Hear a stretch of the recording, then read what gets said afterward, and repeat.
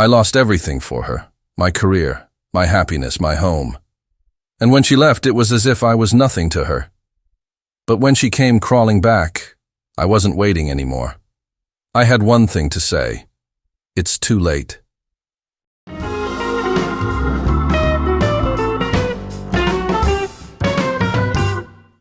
It was early December 2014 when I met Emma.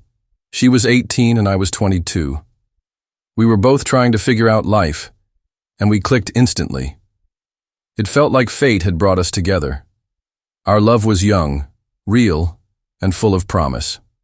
A year later, I moved in with her.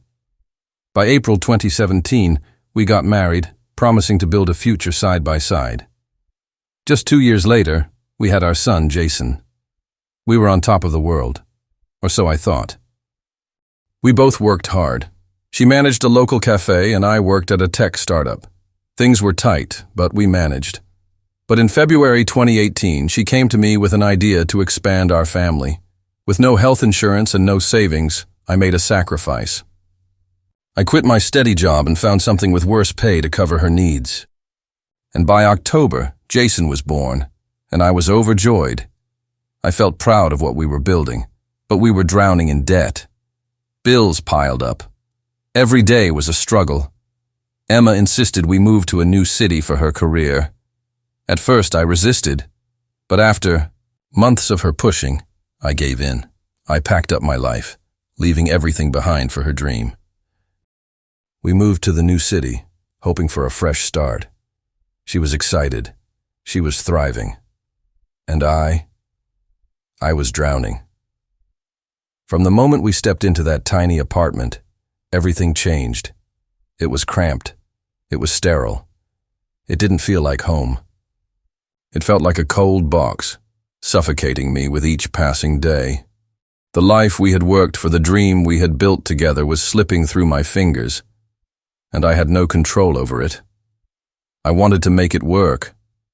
I did. I kept telling myself that it would get better, that the adjustment would be worth it. But as the days passed, I felt more and more like I was losing myself. My old job was gone. My friends were thousands of miles away. And what was left? A woman who was becoming a stranger, a son who didn't understand what was happening, and I lost, broken, and empty. The apartment wasn't just small in size, it felt small in spirit. The walls closed in on me. There was no room for us. There was no room for the life we'd once had. I became a shell of the man I used to be. I was drinking more, trying to numb the pain. I'd tell myself that it was temporary, that I just needed to adjust, but deep down, I knew something was wrong. Every morning, I woke up with a pit in my stomach. I would watch her leave for work, always in a rush, always distracted. She had her own world now. She was successful at her new job, making friends, and living her life. And I was stuck in this apartment, playing housekeeper and father, while my dreams felt like they were slipping away. I cooked. I cleaned. I did everything for Jason, while she flourished at work. I supported her. I stood by her. But the more I gave, the more distant she became. It was like I wasn't even there anymore. I wasn't her husband. I wasn't her partner. I was just a roommate who paid the bills and took care of things. It wasn't enough. Nights were the hardest. The silence between us grew louder. I would sit on the couch, pretending to watch TV, but really, I was just drowning in my own thoughts. I could feel the weight of the distance between us, pulling me down. I would stare at old photos of us, photos of happier times, trying to remember what had gone wrong. I wanted to reach out, to talk to her, to ask her what happened. But when I looked at her, I saw nothing but a stranger. She would stay late at work, always too busy to talk. I told myself that I was being paranoid, that she was just busy. But something didn't sit right. The excuses became more frequent. The late nights became longer. I'd ask her where she was, but she'd brush me off with a half-hearted excuse. Just work, she'd say. I'm trying to get ahead. But I could see it in her eyes. The indifference, the distance, the way she started to avoid me. She wasn't the woman I married anymore. She wasn't the woman who once held my hand, who once whispered that we'd be okay no matter what. It started slowly, just a little distance at first, but soon I was sleeping on the couch. Not because we were fighting, no, that wasn't it. We didn't even fight anymore. There was no anger, no passion, and no emotion. We were two strangers, living under the same roof. I stayed on the couch because I didn't feel welcome in our bed anymore. The warmth that had once been between us had disappeared, and I didn't know how to get it back. I remember the nights when she wouldn't come home at all. I'd stay up late, staring at the clock, waiting for her. She'd always have an excuse. I lost track of time, or I had to work late. But I knew the truth. Something was wrong. Something was shifting. She was changing, and I was being left behind. I had no one to talk to. I couldn't tell my friends what was going on. I couldn't tell my family. What would I say? That my wife, the woman I had built my life around, was slowly slipping away from me? That the woman I loved had turned into someone I didn't recognize? No, I couldn't say that. I didn't want to believe it myself. But deep down, I felt it. I felt her slipping through my fingers like sand. She was pulling away piece by piece until there was nothing left. I started questioning everything. Was it me? Was I the problem? And that's when I started to spiral. I drank more. I let the alcohol drown out the noise in my head. The shame, the hurt, the fear, it all disappeared when I drank. For a while it worked, but the more I drank, the more I withdrew. The more I gave up on myself. It was at that point that I realized I was becoming a shadow of the man I used to be. I wasn't the man she had fallen in love with. I wasn't even the man I used to admire. I was fading away, my self-worth eroding, like water washing away the stone. And then, the moment I feared most happened. She stopped seeing me, completely. 3 weeks. That's how long she'd been seeing him. 3 weeks, and I had no idea. My world, the life I had worked so hard to build for her, for us, was unraveling right before my eyes, and I couldn't stop it. She confessed it all one night, as casually as if we were discussing the weather. "It's physical," she said, her voice flat, devoid of any emotion. It took me a moment to process what she was telling me. My mind raced, trying to make sense of it. It wasn't just the affair. It wasn't just the betrayal. It was the way she spoke about it, as if it were nothing, as if I were nothing. I asked the one question that had been burning in me, though I already knew the answer. Should I leave with Jason? I barely recognized my own voice, weak and trembling. I couldn't believe the words were coming out of my mouth, but I had to ask. I needed to know if she would even care. She nodded. No explanation, no tears. Just a simple nod. I stared at her, my mind frozen. I couldn't believe what I was hearing. 3 years of marriage, and this was how it ended. No fight, no emotion, no regret, just a nod. It was as if everything I had done for her, all the sacrifices, all the years of love, had meant nothing. As if she was already gone before she even walked out of that door. She didn't even try to apologize. No promises to fix things, no explanation about how it started. Nothing. She just stood there, like she was indifferent to everything we had been through. Like I was just another chapter she was ready to close. That night, I went to bed in shock. I couldn't sleep. I couldn't think. I kept staring at the ceiling, wondering how I had ended up here. I was suffocating. The weight of everything was crushing me. How could she do this to me? To our family? The next day, I didn't know what to do. My world had shattered, and I was scrambling to pick up the pieces. I packed a bag, my hands shaking, as I moved through the motions. I knew I had to leave. I couldn't stay there, not after what she'd done. But the hardest part wasn't leaving her. It was leaving my son, Jason, behind in a home that was no longer a home. I walked out of that door, but I didn't walk out as the same man. I was a shadow of who I used to be. The man who had given up everything for her, for us. But that man? He was gone. I should mention something, though. It wasn't just her betrayal that tore me apart. It was the way I had allowed myself to be consumed by something toxic. I had a drinking problem. It had been eating away at me for years. I let it consume my marriage. I let it consume me. And now, as I walked out, I knew I had to fix myself before I could ever fix anything else. That night, I swore I would change. I swore that alcohol wouldn't control me anymore. I swore I wouldn't let it ruin my relationship with Jason. I would be there for him. And I would be there for myself. The next day I went to my first rehab meeting. The days after everything fell apart were the hardest. I walked around in a haze, trying to process it all. One moment, she was the woman I thought I would spend the rest of my life with. The mother of our son, my partner, my best friend. And the next, she was a stranger who had shattered everything we built together. But even after the betrayal, even after the pain of losing her, I kept holding on. I begged her to reconsider. I tried to reach out, to fix things. "We can work through this," I said. "I'll do whatever it takes." I was desperate to make it right, to put the pieces of our broken family back together. I even told her that I would find religion. I wasn't a religious man, but for her, I was willing to do anything. I offered forgiveness, thinking maybe that was the key to healing. Maybe if I forgave her, we could rebuild. Maybe I could give her the second chance she wanted, even if it meant swallowing my pride and burying my hurt. But she didn't want my forgiveness. She didn't want my second chance. She didn't even want us anymore. She made it official before I could even process the grief. She changed her relationship status online. I saw it as a notification pop up on my phone, like a dagger to the chest.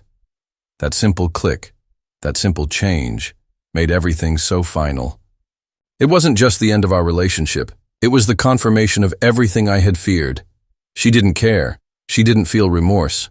There was no apology, no regret, just a cold acknowledgement of what had happened, as if she had already moved on completely. That's when I realized something painful. She wasn't the woman I married. The woman who had promised me forever, the woman who swore we would be a team no matter what, was gone. She had replaced me with someone else, and the woman who stood before me now wasn't someone I recognized. We agreed to keep things civil, for Jason's sake. It wasn't about us anymore. It was about him. So we spoke only when it came to the finances or his well-being. That was the only thing that mattered now. But I couldn't help feeling like I was living in a shadow of the life I once had. And even then, even when we barely spoke, I still felt that pull. Like a part of me was trying to hold on to something that wasn't there anymore. But I knew. I knew it was over. I sent her one last message. I gave up everything for you. I should have fought harder. For myself. But I won't let this break me. I'm moving forward for our son. I needed closure. I needed to tell her that I wasn't just going to fade away, that I wasn't going to let her make me feel worthless. She had chosen her path, and now I had to choose mine. I had to take control of my life and my happiness. For Jason. For me. That moment, sending that final message, was the turning point. It was the moment I realized that my life wasn't going to end just because she walked out.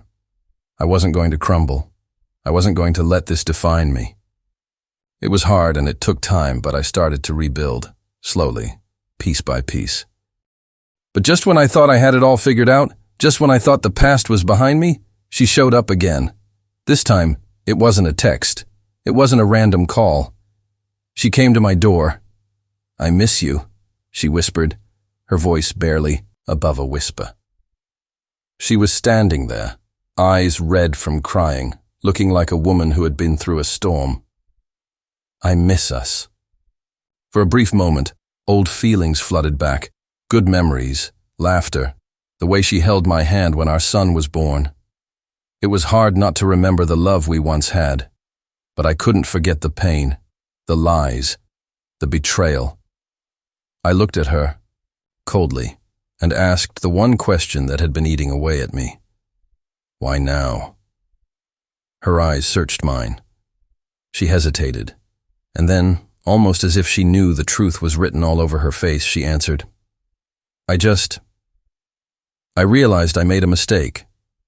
Mistake? She thought it was that simple. Like a mistake could erase the months of lies, the nights spent without me, the way she replaced me with someone else. But this wasn't a mistake. This was deliberate. She made her choices, and I realized, right there in that moment, that this wasn't love. This wasn't her coming back because she was sorry. This was her coming back because her new life, her new relationship, had fallen apart. She needed a fallback plan. I couldn't do it. I couldn't go back to someone who had discarded me when things got hard, someone who thought they could always return when the other option didn't work out. I told her firmly, no. And just like that, she was gone. She left, and the next few days were filled with the cold silence of what I knew was the end. She ran back to him, and just like that, my son was forgotten again.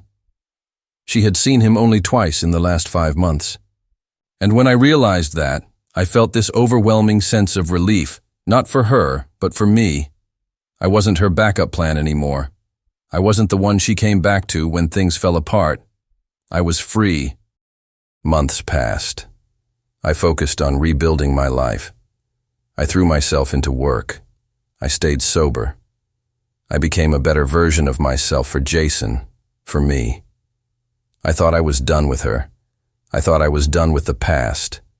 But then, out of nowhere, I got a call. It was him, her new boyfriend. Hey man, he said, his voice shaky. I don't know how to say this, but she's pregnant. Is it yours? I froze. My heart sank into my stomach. This wasn't just some drama. This was real. It wasn't mine. But that wasn't the craziest part. No, the real shock came when he added, she lied to me about everything. She told me you guys were done, that she was over you. But now I find out, she's been talking about you again, and she's been calling you in the middle of the night. I could barely process the words. Why was she still reaching out? After everything? Then, just when I thought I could move on from the chaos she left behind, she showed up at my door. It was late.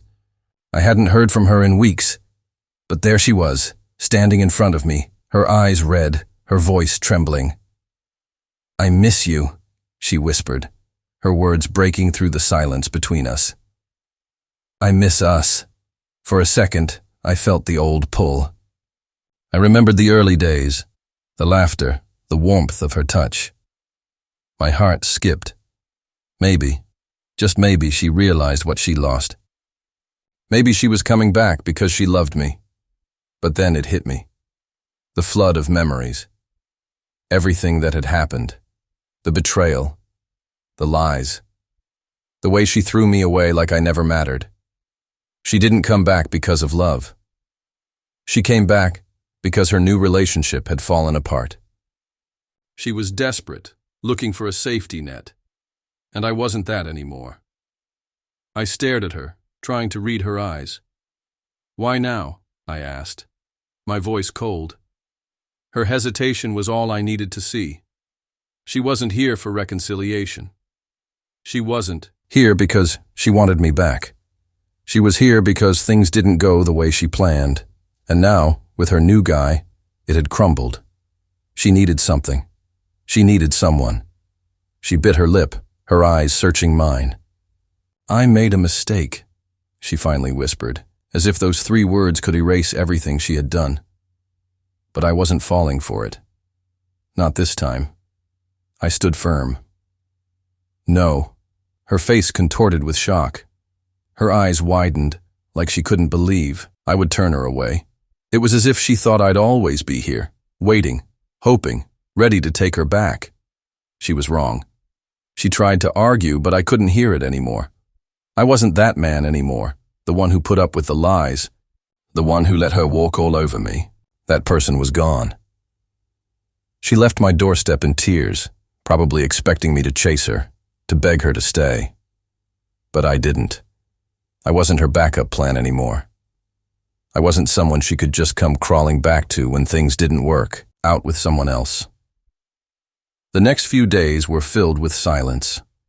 The kind of silence that hurt, that stung, because even though I knew it was the right choice, I still felt the weight of it.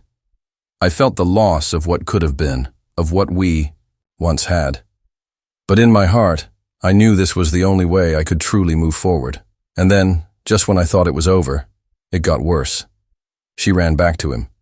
And unbelievably, it was my son that was left behind. In the months that followed, she saw Jason only twice. Twice, in 5 months. Her priorities were clear. And it wasn't me. It wasn't our son. It was always about what she could take. She wanted me when she had no other options. But the minute she got what she needed, I was nothing again. But it didn't matter. Because for the first time in a long time, I didn't care anymore. I was finally free. This week, I'm filing for full custody of Jason. I rebuilt my life. I found strength I didn't know I had. I became the man I was always meant to be, not for her, but for me. I'm stronger, I'm happier, and I've learned one thing. I don't need her. I never did. If you've ever been through a toxic relationship, or if you've had to rebuild yourself from nothing, drop a comment below. Share your journey. Let's heal together. Smash that like button if you believe in second chances, but only for yourself. And hit subscribe for more stories about love, betrayal, and the power of moving on. You deserve better than being someone's backup plan.